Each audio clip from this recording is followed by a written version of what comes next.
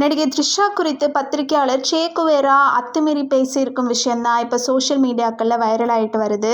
மௌனம் பேசியதே படத்தில் ஹீரோயினாக அறிமுகமான த்ரிஷா குறுகிய காலத்திலேயே ஹாலிவுட்டோட தவிர்க்க முடியாத ஹீரோயினாக வலம் வர ஆரம்பித்தாங்க.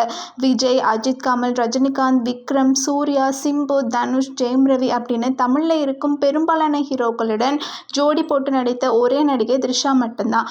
அழகு மட்டும் இல்லாமல் திறமையும் அவர் கொண்டிருந்ததுனால தமிழ் மட்டும் இல்லாமல் தெலுங்கு, மலையாளம், ஹிந்தி உள்ளிட்ட மொழிகளிலும் அவங்க நடிச்சிருக்கிறாங்க. சமீபத்தில் கூட மலையாளத்தில் அவர் நடித்த ஜடன்டிட்டி அப்படிங்கிற படம் வெளியாகி ஓரளவு நல்ல வரவேற்பை பெற்றுச்சு. இந்த படத்தில் த்ரிஷாவோட நடிப்பை பார்த்த மலையாள திரையுலகம் கண்டிப்பாக அவருக்கு தொடர்ந்து வாய்ப்புகளை கொடுக்கும் எண்ணத்தில் இருப்பதாகவும் தகவல்கள் வெளியாகுது.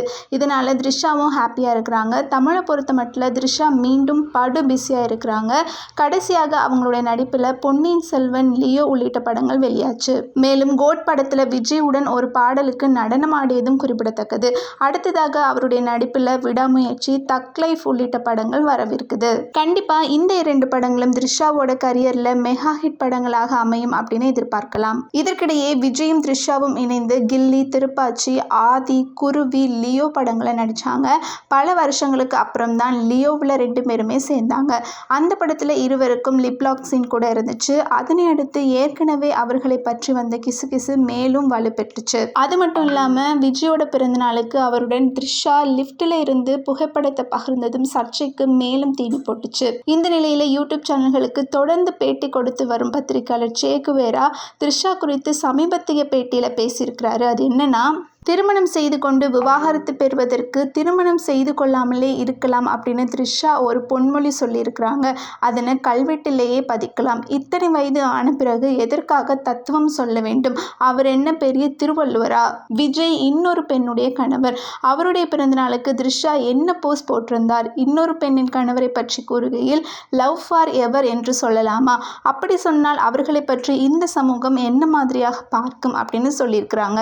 இதற்கிடையே நடிகர் மன்சூர் அலிகான் கூட த்ரிஷா குறித்து ஒரு இன்டர்வியூல பேசிக்கிறாரு. அவர் பேசினதும் பலருடைய கவனத்தை ஈர்த்திருக்கு. கடந்த ஆண்டு நடிகை த்ரிஷாவுடன் நடிக்கும் போது அவருக்கும் எனக்கும் ஒரு ரேப் சீன் வைத்திருக்கலாம், நன்றாக இருக்கும் அப்படின்னு மன்சூர் அலிகான் பேசியது பெரும் சர்ச்சையாக வெடிச்சிச்சு.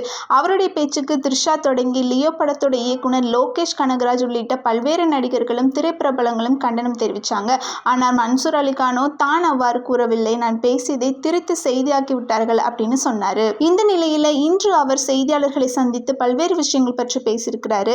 அதில் நடிகை த்ரிஷா குறித்து பேசும்போது, நான் நடிகை த்ரிஷா குறித்து முன்பு தவறாக எதுவுமே குறிப்பிடலை, நான் பேசியதை திரித்து வெட்டி ஒட்டி செய்தியாக்கிட்டாங்க. எப்படியோ நடிகை த்ரிஷா விரைவில் அமைச்சராகி விடுவார் அப்படின்னு தெரிய வருது.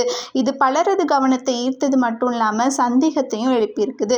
குறிப்பாக நடிகர் மன்சூர் அலிகான் த்ரிஷா அமைச்சராகி விடுவார் என எதன் அடிப்படையில் கூறுகின்றார்? விஜய் தொடங்கியுள்ள தமிழக வெற்றி கழகத்தில் த்ரிஷா இணைந்து தேர்தலில் போட்டியிட்டு வென்று அதன் பின்னர் அமைச்சராகி விடுவார் என்பதைத்தான் அவ்வாறு கூறினாரா அப்படின்னு பலருக்கும் கேள்வி எழுந்திருக்குது. ஏற்கனவே விஜயின் கட்சியில் பல்வேறு நடிகர்கள் இணைஞ்சிருக்கிறாங்க. நடிகை த்ரிஷா இணைவாரா இல்லையா அப்படின்னு பொறுத்திருந்து தான் பார்க்கணும்.